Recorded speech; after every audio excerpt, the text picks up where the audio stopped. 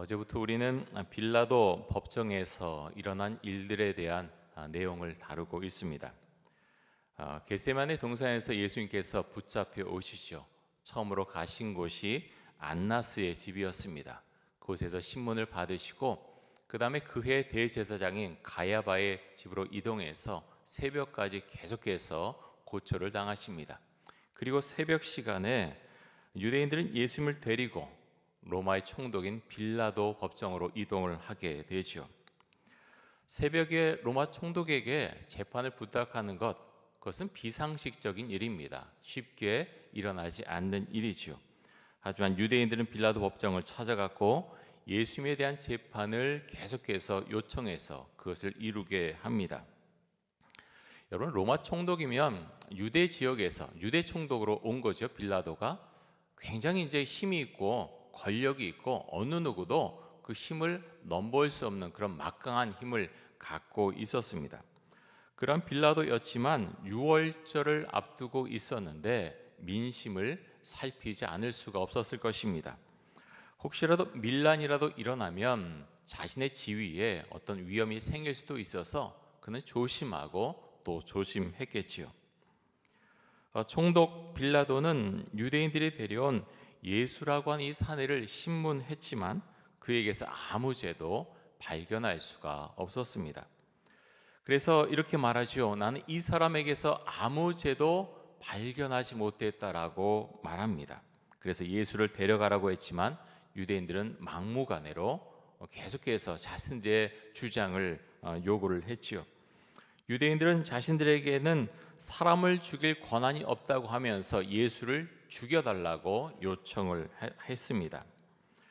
빌라도는 종교적인 일에 관여하기 싫어했지요. 그래서 일에서 손을 떼려고 했지만 대제사장들과 바리새인들은 아주 의도적으로 군중들을 유도해서 바라바를 풀어주고 예수를 십자가에 못 박으라고 소리쳤습니다.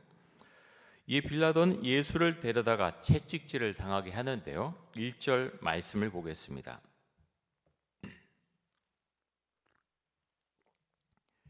이에 빌라도가 예수를 데려다가 채찍질하더라. 여러분, 총독 빌라도는 선한 사람은 아니죠.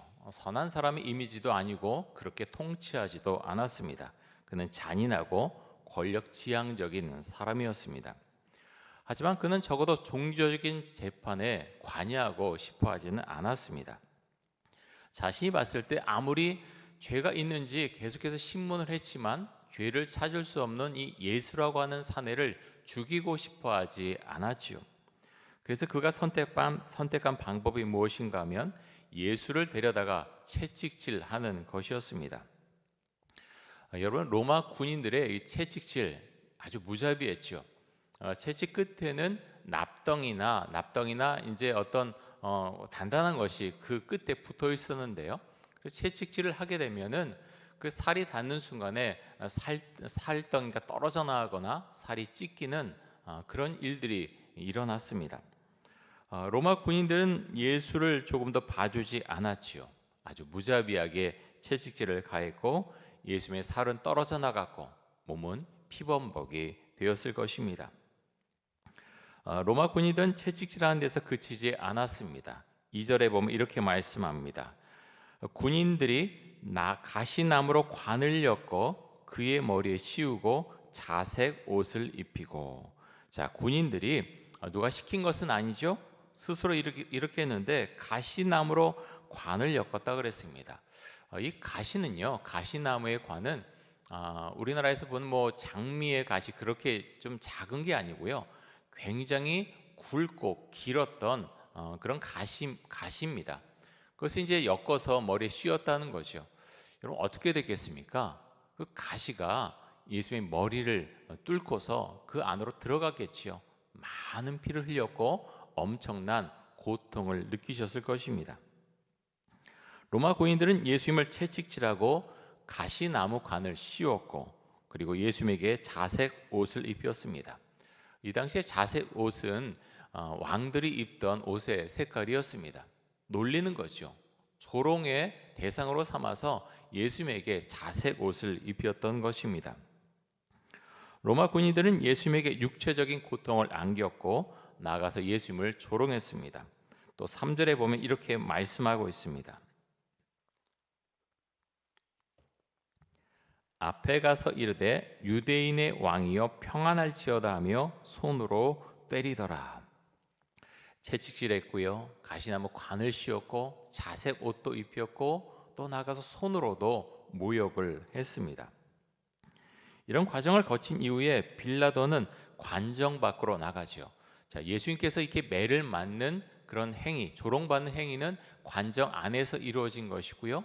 이런 행위가 끝난 다음에 빌라도는 관정 밖으로 나가서 유대인들에게 이렇게 말합니다. 4절 보겠습니다.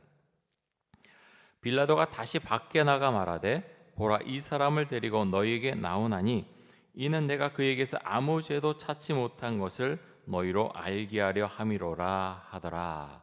자, 빌라도는 이 말을 계속해서 반복하죠.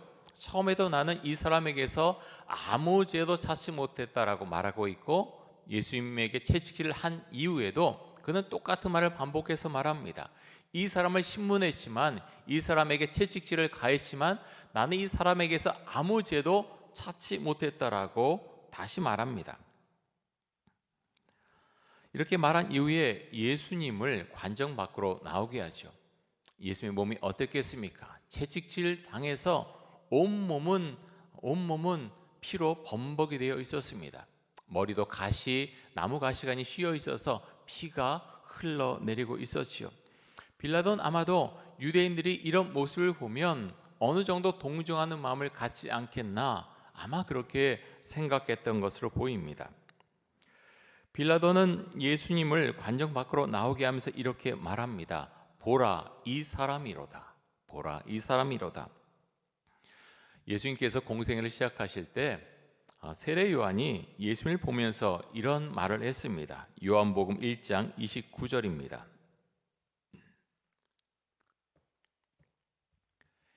이튿날 요한이 예수께서 자기에게 나오심을 보고 이르되 보라, 세상 죄를 지고 가는 하나님의 어린 양이로다. 자, 세례 요한은 처음에 예수님께서 공생의 사역을 시작하실 때 보라, 세상 죄를 지고 가는 하나님의 어린 양이다라고 그렇게 말했습니다. 지금 예수님은 십자가 처형을 눈앞에 두고 있습니다. 빌라도는 이렇게 말했지요. 보라, 이 사람이로다. 어떤 사람입니까? 세상 죄를 지고 가는 하나님의 어린 양, 하나님의 어린 양이신 예수 그리스도입니다. 마치 제물인 어린 양이 그 몸이 찢어지고 피가 흐르는 가운데에서 제물로 바쳐진 것처럼 예수님께서 그 과정을 밟고 계신 것이죠. 채찍에 맞아서 온몸이 찢어지고 온몸에서 피가 흘러내렸습니다. 빌라도의 생각과는 다르게 유대인들은 예수님에 대해서 아주 단호한 태도를 유지를 하고 있는데요. 6절 말씀입니다. 우리 같이 한번 읽겠습니다.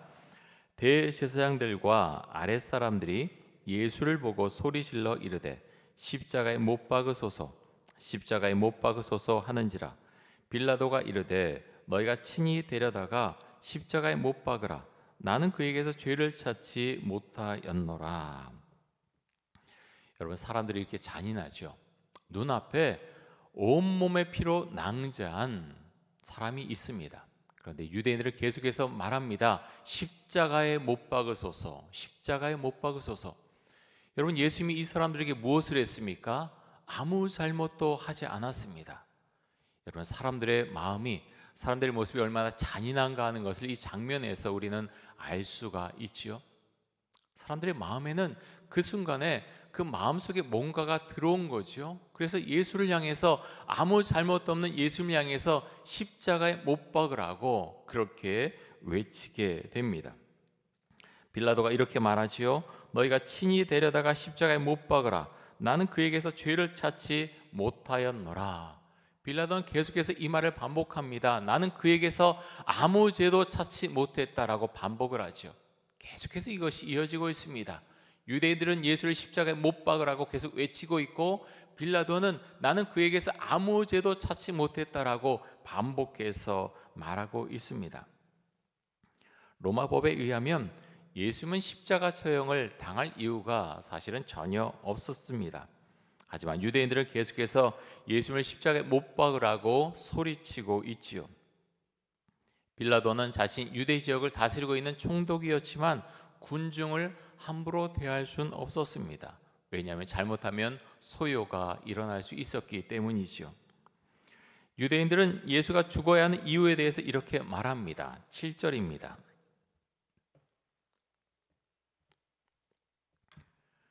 유대인들이 대답하되 우리에게 법이 있으니 그 법대로 하면 그가 당연히 죽을 것은 그가 자기를 하나님의 아들이라 함이니이다. 그가 자기를 하나님의 아들이라고 주장한다는 거죠. 빌라도는 이 말을 듣고서 마음속에 더 두려운 마음이 들었습니다. 그래서 다시 관정 안으로 들어가서 예수님에게 질문을 하지요. 9절입니다. 다시 관정에 들어가 예수께 말하되 너는 어디로부터냐 하되 예수께서 대답하여 주지 아니하시는지라. 자, 예수님은 아무 대답도 하지 않으셨습니다. 빌라도는 이 순간에 아마 자존심이 상했거나 화가 나 있었던 것으로 보입니다. 그래서 이렇게 말하지요. 10절입니다. 빌라도가 이르되 내게 말하지 아니하느냐 내가 너를 놓을 권한도 있고 십자가에 못 박을 권한도 있는 줄 알지 못하느냐. 빌라도는 자신이 어떤 권한을 갖고 있는 사람인지 예수에게 말합니다. 그러자 예수님께서 이렇게 반응하시는데요. 11절입니다. 예수께서 대답하시되 위에서 주지 아니하셨더라면 나를 해할 권한이 없었으리니 그러므로 나를 내게 넘겨준 자의 죄는 더 크다 하시니라. 자, 예수님이 이렇게 말씀하십니다. 하나님께서 허락하시지 않으시면 아무도 이 일을 진행할 수 없다라고 말씀하십니다. 너무나 당연한 말이지만 빌라도의 눈으로 볼 때는 이 모든 것을 지금 하고 있는 것은 결정할 수 있는 권한은 나에게 있다라고 빌라도는 생각했다는 거죠. 하지만 이런 모든 것은 하나님의 계획과 하나님의 다스림 가운데 있는 일이었습니다. 여러분, 빌라도와 같은 생각을 가진 통치자들이 이 세상에 얼마나 많습니까? 그래서 미얀마의 사태도 지금 일어나고 있는 것이죠. 권력을 쥐면 모든 것을 내 마음대로 생각할 수 있다고 권력자들은 생각을 합니다. 예수님께서 또 이렇게 말씀하시죠. 나를 내게 넘겨준 자의 죄는 더 크다라고 하셨습니다. 여러분, 예수님을 빌라도에게 넘겨준 자가 누구입니까? 이 넘겨준 사람 한 사람으로 보면 이 사람은 누구냐면 대제사장인 가야바입니다. 그렇죠, 가야바죠. 그런데 이것을 좀 복수로 보면은 이 일에 관여된 유대인들이라고 볼 수도 있습니다. 빌라도는 괴로워합니다. 그래서 예수를 놓으려고 애를 쓰지요. 하지만 빌라도는 권력에 매달려 사는 사람이었습니다. 유대인들이 계속해서 외쳐댄 소리를 그는 견뎌낼 수가 없었지요. 12절입니다. 이러함으로 빌라도가 예수를 놓으려고 힘썼으나 유대인들이 소리질러 이르되 이 사람을 놓으면 가이사의 충신이 아니니이다. 무릇 자기를 왕이라 하는 자는 가이사를 반역하는 것이니이다. 여러분, 이 순간 유대인들은 예수님을 정치범으로 몰아가죠. 빌라도가 머뭇거리고 있으니까 계속해서 몰아갑니다. 그는 정치범입니다. 자기를 왕이라 하는 자는 가이사를 반역하는 것입니다. 그렇게 지금 빌라도를 몰아세우고 있습니다. 빌라도가 더 이상 어떻게 하지 못하도록 빌라도를 압박하고 있지요. 빌라도는 계속해서 예수를 못 박으라고 하는 이 민중의 소리를, 유대인들의 소리를 외면하지 못합니다. 그래서 결국 예수를 십자가에 못 박으라고 재판 판결을 내리게 되지요. 여러분, 우리는 본문에 나오는 이 사람들의 모습을 보게 됩니다. 얼마나 그 마음 가운데 악함이 있습니까? 거짓과 모욕과 조롱과 잔인함이 사람들의 마음속에 있는 것을 우리는 들여다보게 됩니다. 이 모습을 보면서 그런 생각하게 됩니다. 우리는 다른 사람인가? 물론 예수님을 십자가에 못 박도록 이렇게 주도한 대제사장들, 바리새인들, 또 그 하수인들 정말로 악한 사람입니다. 여러분, 우리의 마음은 어떻습니까? 이 사람들과 우리는 정말로 다른 성정을 가지고 다른 마음을 가지고 살아가는 사람들입니까? 자, 말씀 보면서 그런 고백을 하게 됩니다. 하나님, 제가 어떻게 예수님을 믿게 되었습니까? 주님 감사합니다. 그런 고백을 주 앞에 드리게 됩니다. 여러분, 우리는 주의 말씀이 우리 안에 있지 않으면, 주의 성령께서 우리의 마음을 붙잡아 주시지 않으면 언제라도 악한 마음이 들어가서 그 마음이 요동쳐서 오늘 말씀에 나온 이 악한 사람들처럼 되돌아갈 수 있는 여지가 있는 사람들입니다. 우리는 그것을 살아가면서 참 많이 느끼고 고백하게 됩니다. 코로나19 때문에 많이 어려우시죠? 오늘 기도에 참여 우리 성도님들, 이곳에 현장에 계시고 또 가정에서 온라인으로 기도에 참여 우리 성도님들, 우리가 주 앞에 기도할 수 있기 원합니다. 우리 삶 가운데 많은 위기가 닥치고 참 많은 어려움이 있지만 그래도 자유롭게 주를 믿게 하신 것, 이 대한민국 땅의 교회를 부흥시켜 주시고 주를 믿고 살아가게 하신 것, 주님 감사합니다. 우리가 주 앞에 고백할 수 있길 원합니다. 주님께서 나의 죄를 위해서 십자가에 못 박혀 죽으셨습니다. 우리가 주 앞에 고백할 수 있길 원합니다. 그 은혜와 믿음 가운데서 살아가게 해달라고 우리가 주 앞에 더 가까이 나가서 기도할 수 있기를 원합니다. 우리 이 시간에 함께 기도하겠습니다. 예수님께서 나의 죄를 위해서 십자가에 못 박혀 죽으셨음을 믿음으로 고백하게 하여 주옵소서. 예수님을 위한 삶을 살아가게 하여 주옵소서. 우리 함께 기도하겠습니다.